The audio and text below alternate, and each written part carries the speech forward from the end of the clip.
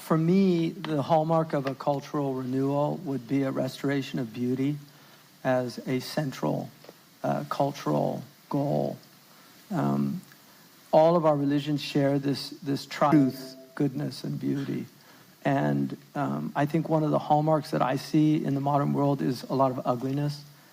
It's become very ugly, and I think for a lot of people, this is an Indian carpet, and the Indians would never do a carpet like we do carpets today. I mean, these ugly, horrible carpets that you find in hotels and things like that. It's just a beautiful carpet, and beauty's not in the eye of the beholder. I mean, there are actually aesthetic.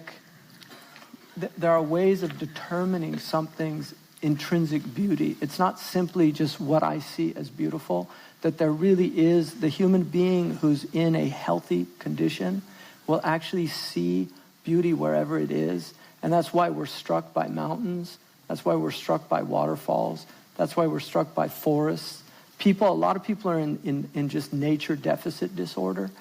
They just not going out and just experiencing primeval nature, just being with God's creation. Because if you go to malls, I was just in Singapore, and we're walking through, and it was horrible. I get constricted in these places. And these poor people walking through these places with these bovine stares, and as if consumerism and consumption is the purpose of life. We have hearts. All of us have these incredible human hearts. And when that heart is open to beauty, to real beauty, then you will see a cultural renewal. But when that heart has been literally just, life has been removed from that heart. People don't love anymore. I mean, real love, just loving another human being for a lifetime is an amazing thing. To grow old with a person. People don't have the patience anymore just to be with a person, to go through the trials and tribulations of marriage and things. Even children. So many people aren't having children anymore.